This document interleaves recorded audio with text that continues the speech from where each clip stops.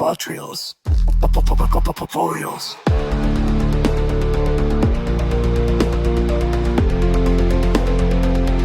Fotocontroles. Revolucionando o conhecimento científico. Olá, bem-vindos a mais uma exploração aqui no Pod Trials. É um prazer imenso ter a companhia de todos novamente. Hoje a gente vai direto num ponto assim super quente do ESC 2024. A evolução, talvez uma revolução silenciosa, né? No diagnóstico da doença arterial coronariana. Por décadas, o foco foi procurar o cano entupido, a estenose. Mas e se o perigo real for algo mais sutil? Tipo uma inflamação escondida ali. Exatamente. Nossa análise hoje mergulha nisso, baseada nas ideias de feras como Ron Blankstein, lá do Brigham and Women's, e o Charalambos Antoniades, de Oxford. E a sessão foi co-presidida por John Dinfield e Peter Libby. Só gente importante. A missão é entender essa virada de chave, sabe? Sair de só ver a obstrução para conseguir enxergar a biologia da placa, a inflamação. Certo. Então, a história clássica era achar o bloqueio. Mas essa abordagem, tinha falhas, né? A gente ouvia falar de infartos acontecendo, mesmo sem ter uma obstrução grave ali na hora. Precisamente, os testes de estresse, por exemplo, eles só pegam a doença que já limita o fluxo, né? É a famosa ponta do iceberg. Muita gente com teste normal podia ter placas importantes ali escondidas, as tais não obstrutivas. Focar só na estenose mesmo com cateterismo ou TC deixava passar um risco enorme. Deixava passar. Sim. E o estudo Orphan veio para, carimbar isso de vez. Ele mostrou de forma bem clara. A maioria dos eventos cardíacos graves acontecia justamente nesses pacientes, aqueles com as placas não obstrutivas. Peraí, a maioria? Mais do que nos com obstrução. O dobro? Foi um dado bem chocante, na verdade.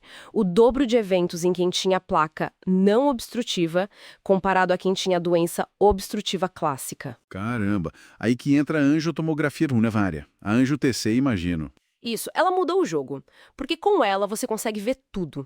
Placa obstrutiva, não obstrutiva, calcificada, mole, tudo mesmo. Ah, tá. E o CAD Radius 2.0, que é a classificação que a gente usa, veio para consolidar isso. Agora exige que se olhe a carga total de placa, não só o quão estreita está a artéria, sabe? Entendi. Não é só o grau do entupimento, mas o quanto de placa tem no total. Exato. Muita placa, mesmo sem um bloqueio severo ali naquele ponto, significa risco alto e precisa de prevenção agressiva. E isso é comum, ter muita placa assim? Muito comum. Estudos como o SCAPBIST e o Miami Heart mostraram placas em 40%, 50% dos adultos de meia idade.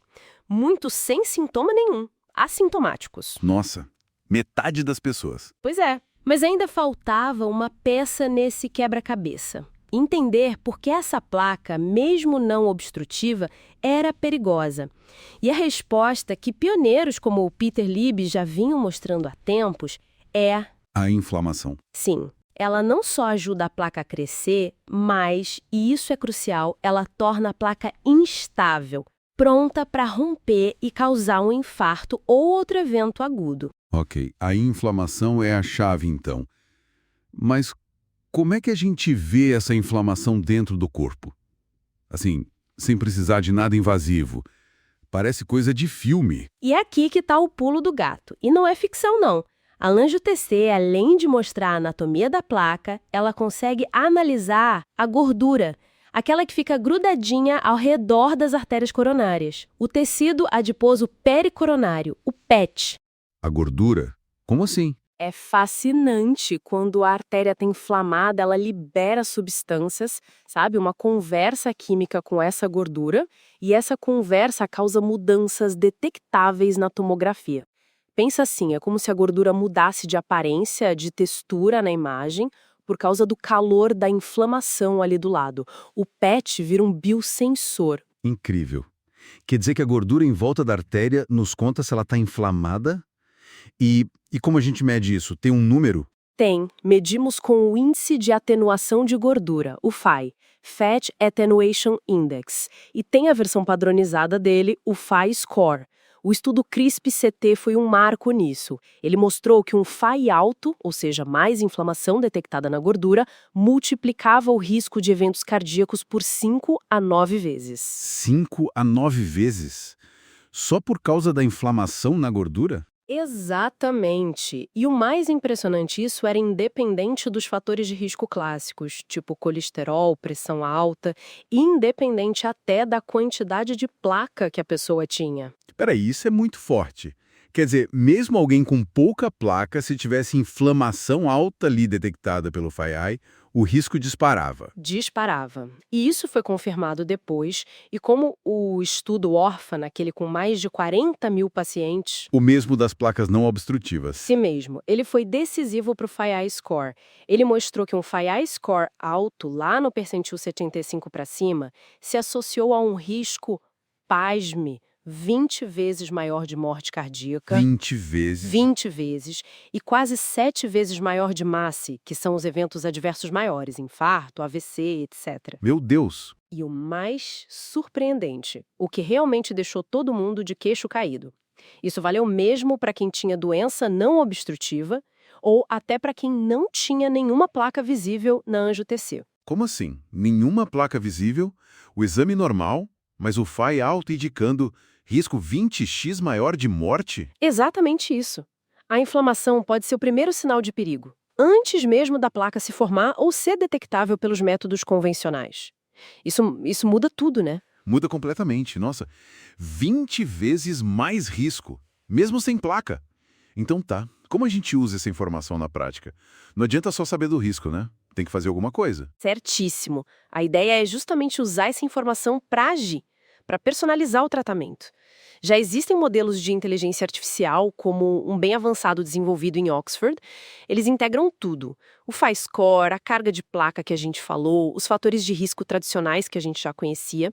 E o resultado é uma previsão de risco muito, mas muito mais precisa que os scores antigos que a gente usava. Mais precisa. E aí? E aí, isso permite classificar os pacientes de uma forma muito mais fina, sabe? Dividir em categorias de risco baixo, médio, alto, muito alto, de um jeito mais real. E com isso, guiar o tratamento.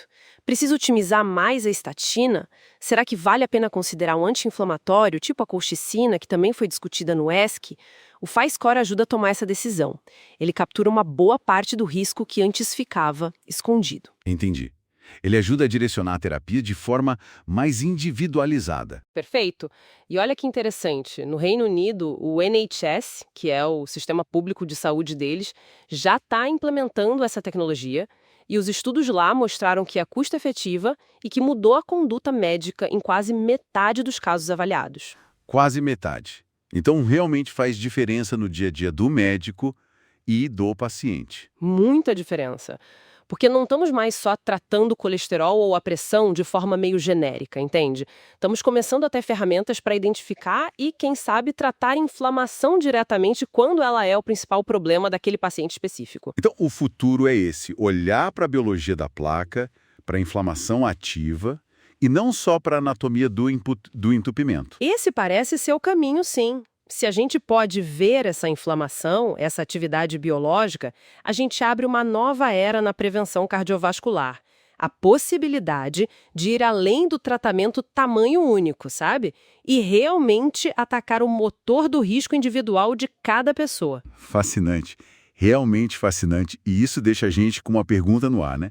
Para refletir mesmo, como essa capacidade de ver a inflamação vai realmente transformar a prevenção nos próximos anos? Será que a gente caminha para um futuro com menos infartos inesperados? Um ponto fundamental para a gente pensar. Bom, agradecemos demais pela atenção de todos nessa jornada super interessante. Um abraço, turma. Estudos cirúrgica cardíaca.